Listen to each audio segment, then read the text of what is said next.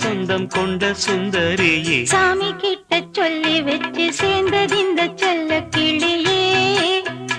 இந்த பூமியுள்ள காலம் மட்டும் வாழும் இந்த அன்பு கதையே.